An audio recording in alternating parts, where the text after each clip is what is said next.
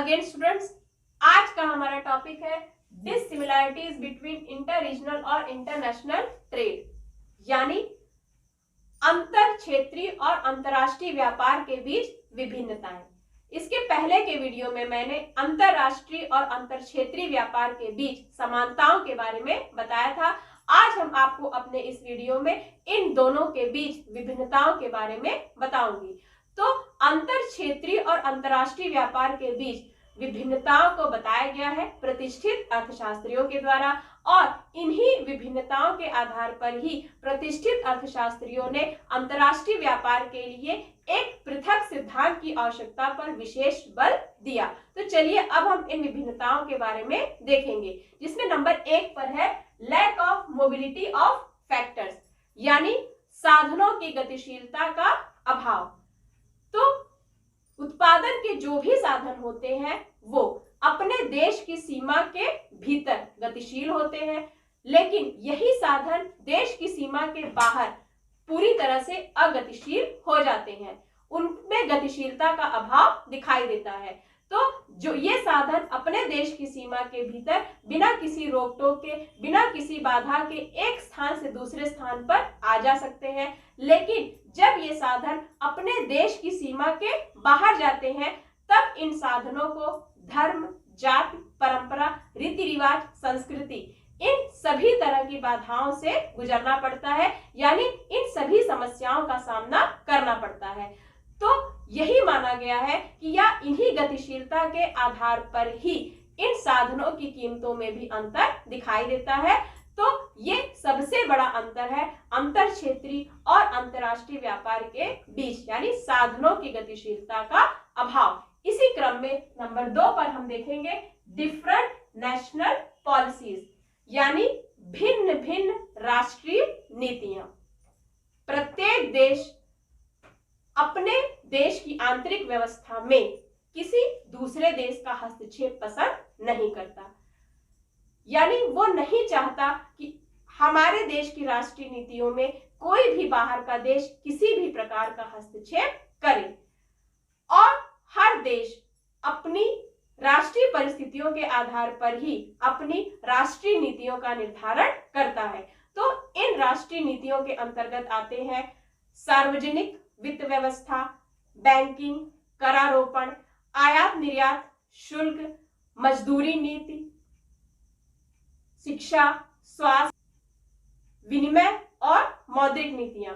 ये कई तरह की नीतियां हैं जो राष्ट्रीय नीतियों के अंतर्गत आती हैं, लेकिन यहाँ ये ध्यान रखिए कि ये नीतियां किसी देश की सीमा के भीतर दूसरी होती हैं, लेकिन किसी भी देश की सीमा के बाहर ये नीतियां एक समान नहीं रहती। यानी अंतर क्षेत्रीय स्तर पर ये नीतियां एक समान होती है, लेकिन अंतरराष्ट्रीय स्तर पर ये नीतियां पूरी तरह से बदल जाती है। तो इसी क्रम में नंबर 3 पर हम देखेंगे सेपरेशन ऑफ मार्केट्स, यानी बाजार का पृथककरण। तो बाजार की जब हम बात करेंगे तो अंतर क्षेत्रीय स्तर पर जो बाजार होता है वह सीमित होता है, और अंतरराष्ट्रीय स्तर पर जो बाजार होता है वह विस्तृत होता है। क्यों? क्योंकि वहां पर कई देश आपस में आकर वस्तुओं का आदान प्रदान करते हैं। तो जब हम क्षेत्र की बात करें तो अंतर क्षेत्रीय व्यापार के अंतर्गत बाजार का जो क्षेत्र होता है वो कैसा होता है? वह संकुचित होता है, लेकिन अंतरराष्ट्रीय स्तर पर बाजार का क्षेत्र कैसा होता है? ये पूरी तरह से विस्तृत होता है। तो अंतर कहाँ आता है? अंतर सिर्फ ये नहीं आता कि भौगोलिक दूरी का ही अंतर नहीं दिखाई देता, लेकिन अंतर क्षेत्रीय और अंतरराष्ट्रीय स्तर पर जो बाजार होता है उनके बीच कई तरह के अंतर दिखाई देते हैं, जैसे भाषा, रीति रिवाज, परंपरा, मापतौल के जो भी वहां पर मापदंड होते हैं, इन सब के बीच भी पूरी तरह से अंतर दिखाई देता है। हमारे यहाँ की बोलचाल अलग होती है, अंतरराष्ट्रीय स्तर पर बोलचाल अलग होता है। कई ऐसे तथ्य सामने आते हैं जहां पर हमारे यहाँ कुछ और होता है लेकिन उनके यहाँ कुछ और होता है, यानी कि माप तौल जो है वह विनिमय में महत्वपूर्ण भूमिका निभाते हैं। तो रुपए पैसे और माप तौल ये पूरी तरह से, यदि अंतर्राष्ट्रीय स्तर की हम बात करें तो ये पूरी तरह से अलग होते हैं, ये एक समान नहीं होते। तो इसी क्रम में हम कह सकते हैं कि अंतर क्षेत्रीय और अंतर्राष्ट्रीय व्यापार के अंतर्गत जो भी बाजार होता है वह अलग होता है, वह एक समान नहीं होता। इसी क्रम में हम नंबर 5 पे देखेंगे, नंबर 4 पे देखेंगे डिफरेंट पॉलिटिकल यूनिट्स, यानी भिन्न भिन्न राजनीतिक इकाइयां। तो अंतर्राष्ट्रीय स्तर की जब हम बात करें तो अंतर्राष्ट्रीय स्तर पर अलग अलग राजनीतिक इकाइयों के बीच विनिमय क्रिया होती है, लेकिन अंतर क्षेत्रीय स्तर पर हम बात करें तो यहाँ केवल एक ही तरह की राजनीतिक इकाई के बीच विनिमय क्रिया होती है। तो अंतर्राष्ट्रीय स्तर पर अलग अलग तरह की राजनीतिक इकाइयां एक साथ आकर एक दूसरे की वस्तुओं का आदान प्रदान करती हैं, लेकिन आजकल हम ये देखें कि हर देश राष्ट्रवाद की भावना को अपनाता है। हर देश यह कोशिश करता है कि अपने देश के नागरिकों का पूरी तरह से हित हो। वो कहीं भी किसी भी कंडीशन में ये नहीं चाहते कि हमारे देश के नागरिकों को किसी भी प्रकार का कोई समस्या, यानी किसी भी प्रकार की किसी समस्या का सामना करना पड़े, यानी उनके हितों पर किसी भी प्रकार की कोई आंच न आए। इसके बदले यदि किसी दूसरे देश के नागरिकों का अहित होता है तो वो भी करने के लिए लोग तैयार होते हैं, लेकिन अपने देश के नागरिकों के हित को हमेशा ध्यान में रखते हैं, हमेशा उनके हित के लिए ही कार्य करते हैं।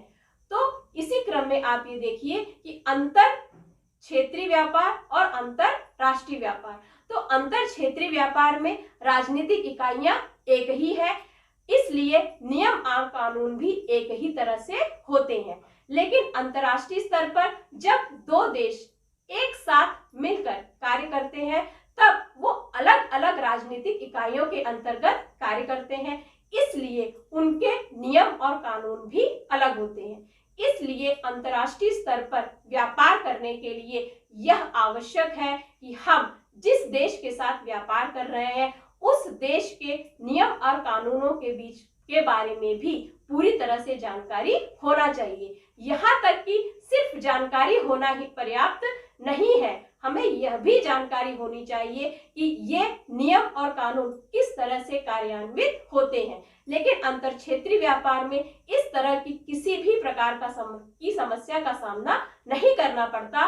क्यों? क्योंकि अंतर क्षेत्रीय व्यापार के अंतर्गत केवल एक ही राजनीतिक इकाई होती है, इसलिए यहाँ पर एक ही तरह के नियम कानून होते हैं। लेकिन अंतर्राष्ट्रीय व्यापार में अलग अलग राजनीतिक इकाई एक साथ मिलकर विनिमय क्रिया को अपनाती है, इसलिए वहां के नियम कानून अलग अलग होते हैं। इसी क्रम में हम नेक्स्ट देखेंगे, नंबर 5 पर है different social and trade customs, यानी भिन्न भिन्न सामाजिक और व्यापारिक रीतियां। अभी जैसा कि हमने देखा कि अंतर्राष्ट्रीय व्यापार के अंतर्गत अलग अलग राजनीतिक इकाइयां एक साथ मिलकर विनिमय क्रिया को अपनाती है, तो अलग अलग राजनीतिक इकाइयों के नियम और कानून भी हर देश से अलग अलग होते हैं। तो जब नियम और कानून अलग अलग होते हैं तो साथ ही साथ यह भी मान लीजिए कि एक देश के सामाजिक और व्यापारिक रीतियां भी किसी दूसरे देश की सामाजिक और व्यापारिक रीतियों के समान नहीं होते। हमारे देश के सामाजिक और व्यापारिक रीतियां दूसरे देश के सामाजिक और व्यापारिक रीतियों से अलग होते हैं, कभी कभी तो ये पूरी तरह से प्रतिकूल भी होते हैं। तो अंतर्राष्ट्रीय व्यापार के अंतर्गत यह भी जान लेना पूरी तरह से आवश्यक है कि हम जिस देश के साथ व्यापार कर रहे हैं, पहले तो हम यह जाने कि उस देश की राजनीतिक इकाइयों के नियम व कानून कैसे हैं। साथ ही साथ हमें यह भी जानकारी ले लेनी चाहिए कि उस देश की सामाजिक और व्यापारिक रीतियां कैसी हैं, जिस देश के साथ हम अंतर्राष्ट्रीय व्यापार का संबंध बनाने जा रहे हैं। तो अंतर क्षेत्रीय व्यापार में इस तरह की किसी भी समस्या को नहीं देखा जाता। क्यों? क्योंकि वहां पर जो भी ये सब चीजें हैं, जो भी नियम है, जो भी कानून है, जो भी सामाजिक और व्यापारिक रीतियां हैं, वो पूरी तरह से एक समान है। इसलिए अंतर क्षेत्रीय व्यापार में इस प्रकार की कोई भी समस्या दिखाई नहीं देती। तो ये सारी समस्या दिखाई देती है केवल अंतर्राष्ट्रीय स्तर पर, केवल अंतर्राष्ट्रीय व्यापार में। क्यों? क्योंकि अंतर्राष्ट्रीय व्यापार में कई देश, कई राजनीतिक इकाइयां एक साथ मिलकर वस्तुओं और सेवाओं का विनिमय करते हैं।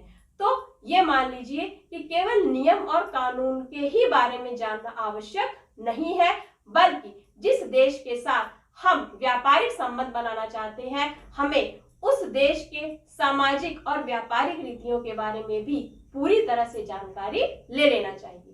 तो चलिए इसी क्रम में नेक्स्ट है ट्रेड एंड एक्सचेंज कंट्रोल, यानी व्यापार और विनिमय नियंत्रण। इसके अंतर्गत अंतर्राष्ट्रीय व्यापार में हर देश अपने हितों को ध्यान में रखकर ही विनिमय नियंत्रण की नीति को अपनाता है। लेकिन अंतर क्षेत्रीय स्तर पर इस तरह की समस्या का कोई प्रश्न ही नहीं उठता। यह समस्या केवल अंतर्राष्ट्रीय स्तर पर ही दिखाई देती है। वहां पर हर देश अपने देश के हित को ध्यान में रखते हुए ही विनिमय नियंत्रण की नीति को अपनाता है।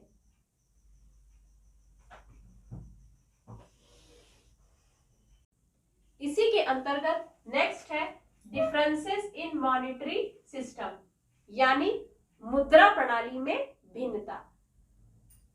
अलग अलग देश की मुद्रा अलग अलग होती है। एक देश की मुद्रा दूसरे देश की मुद्रा से भिन्न होती है। यहाँ तक कि एक देश की मुद्रा का मूल्य दूसरे देश में भी अलग होता है। तो अंतर्राष्ट्रीय व्यापार में जो भी देश एक साथ मिलकर व्यापार करते हैं, उन देशों की मुद्राएं अलग अलग होती है। आंतरिक व्यापार में चूंकि व्यापार एक देश की सीमा के भीतर होता है, इसलिए आंतरिक व्यापार में एक ही प्रकार की मुद्रा में वस्तुओं का आदान प्रदान होता है। अंतर्राष्ट्रीय व्यापार की हम बात करें तो अंतर्राष्ट्रीय व्यापार जब होता है, अंतर्राष्ट्रीय व्यापार में दो तरह की मुद्राएं दिखाई देती है। एक होती है आंतरिक मुद्रा और दूसरी होती है बाह्य मुद्रा। लेकिन अंतर क्षेत्रीय व्यापार के अंतर्गत केवल एक ही प्रकार की मुद्रा दिखाई देती है, जिसे हम आंतरिक मुद्रा कहते हैं। तो अंतरराष्ट्रीय स्तर पर जब व्यापार होता है, तब एक देश की मुद्रा को दूसरे देश की मुद्रा में बदलने में कई तरह की समस्याओं का सामना करना पड़ता है। लेकिन अंतर क्षेत्रीय व्यापार के अंतर्गत इस तरह की कोई भी समस्या दिखाई नहीं देती। क्यों? क्योंकि व्यापार एक ही तरह की मुद्रा में होता है। इसके बाद नेक्स्ट है डिफरेंस इन मॉनेटरी इंस्टीट्यूशंस, यानी मौद्रिक संस्थाओं में अंतर। अंतर्राष्ट्रीय स्तर पर अंतर्राष्ट्रीय वित्त प्रदान करने वाली मौद्रिक संस्थाएं भी अलग अलग देशों की अलग अलग होती है। अलग अलग होने के साथ साथ इन संस्थाओं की कार्य प्रणाली भी एक दूसरे से अलग होती है। कुछ देशों को की अंतर्राष्ट्रीय वित्त प्रदान करने वाली मौद्रिक संस्थाएं अलग होती है, जैसे जापान और अमेरिका में आयात निर्यात बैंक। अन्य देशों को आंतरिक वित्त प्रदान करने वाली मौद्रिक संस्थाएं भी अंतर्राष्ट्रीय वित्त का प्रबंध करती है। इन मौद्रिक संस्थाओं की साख, रोजगार, ब्याज दर,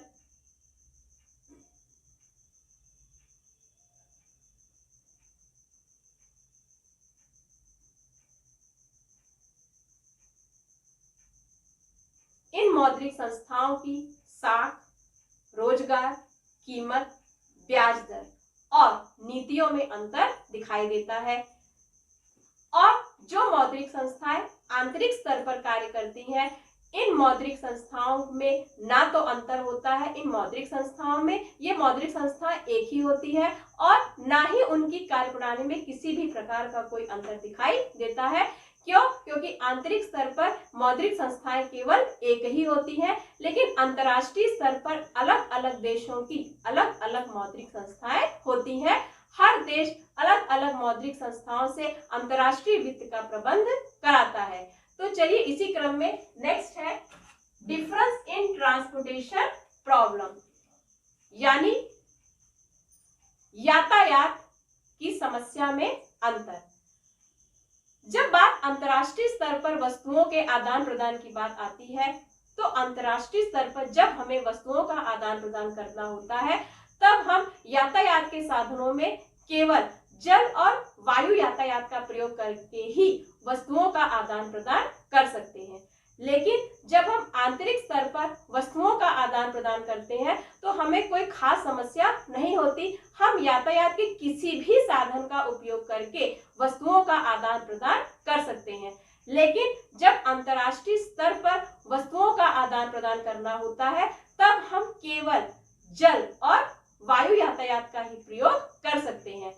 भले ही आजकल हम देखते हैं कि इतनी एडवांस टेक्निक्स हो चुकी है, हम बहुत कम समय में बहुत लंबी दूरी तय कर सकते हैं, लेकिन उसके बावजूद भी हम आंतरिक व्यापार के मुकाबले अंतर्राष्ट्रीय स्तर पर उतने ही समय में अपनी वस्तुओं को पहुंचा नहीं सकते।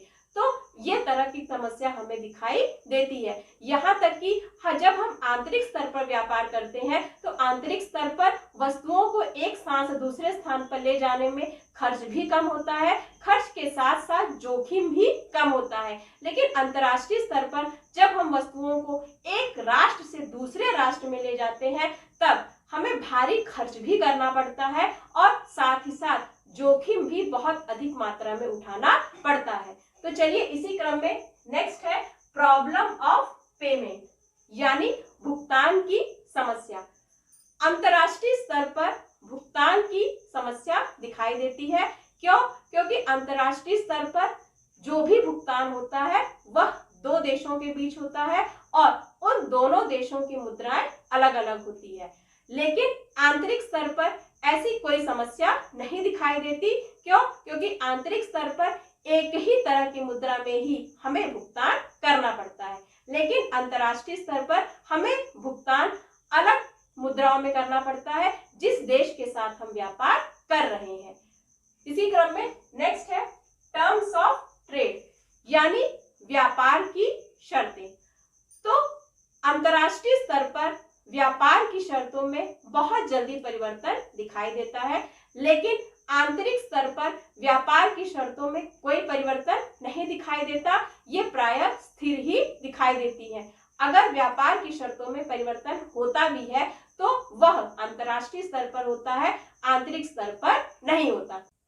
चलिए इसी के अंतर्गत नेक्स्ट है specific problems of international trade, यानी अंतरराष्ट्रीय व्यापार की विशिष्ट समस्याएं।